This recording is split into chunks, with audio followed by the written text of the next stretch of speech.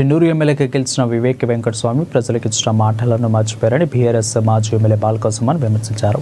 చెన్నూరు నియోజకవర్గంలో అభివృద్ధి పడకేసిందని ఆరోపించారు. తాను ఎమ్మెల్యేగా ఉన్నప్పుడు ఎన్నో అభివృద్ధి పనులు చేశారని అన్నారు. చెన్నూరులో 100 పడకల ఆసుపత్రి, veg and non veg market, mini stadium, mini land tank bund, మహిళా భవనం, సీసీ రోడ్లు, నాలాలు, మిషన్ భగీరథ, త్రాగునీరు వంటి పనులు ఎక్కడికి అక్కడ నిలిచిపోయాయంటూ మండిపడ్డారు.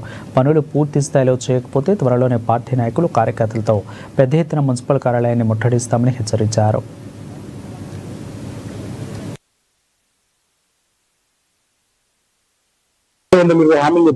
కేసీఆర్ దళిత బంధు దళితులకు 10 లక్షలు ఇస్తుంది, మేము 12 లక్షలు ఇస్తామన్నారు. బీసీలకు 42% రిజర్వేషన్ అన్నారు. మైనార్టీలకు 1500 కోట్ల బడ్జెట్ అన్నారు. తర్వాత మన నిరుద్యోగులకు నెలకు 4000 నిరుద్యోగ వృత్తి అన్నారు. 18,000 నిండిన అమ్మాయికి స్కూటీ ఇస్తామన్నారు. ఇట్లా చాలా మాటలు చెప్పి వాళ్ళ 2 ఏళ్లలో అన్నింటినీ కూడా బుట్ట దాఖలు చేసింది తప్ప ఏం చేయలే. అక్కడ ముఖ్యమంత్రి గారి నుంచి మొదలుకొని రాష్ట్ర ప్రభుత్వం వాళ్ళు చెప్పిన మాటలు ఏం చేయలే. ఆనాడు బట్టి గారు సిఎల్పి లీడర్ గా ఈ ప్రాంతంలో పాదయాత్ర చేస్తూ వాళ్ళు చెప్పిన మాటలు చేయలే.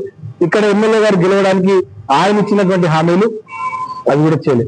అది చేయకపోతే ఇంకా దుర్మార్గం ఏంటంటే, ఇంకా దారుణమైనటువంటి పరిస్థితి ఏంటంటే, ఈ ప్రాంతంలో గతంలో మేము ఎమ్మెల్యే ఉన్నప్పుడు ఇదే చెన్నూరు పట్టణానికి చాలా అభివృద్ధి కార్యక్రమాల కోసం నిధులు తీసుకొచ్చాం. అదేవిధంగా ముంపు గ్రామాల్లో ఉన్నటువంటి వేలాది ఎకరాలు కొనిపిస్తాయి ఈ ప్రభుత్వంతో అన్నారు. మరి వాళ్ళ 3 లక్షల కోట్ల బడ్జెట్ ఉన్నటువంటి ఈ ప్రభుత్వంలో మీకు మా ముంపు గ్రామాల ప్రజల భూములు కొనిపించడం ఏమి ఇబ్బంది అవుతుంది?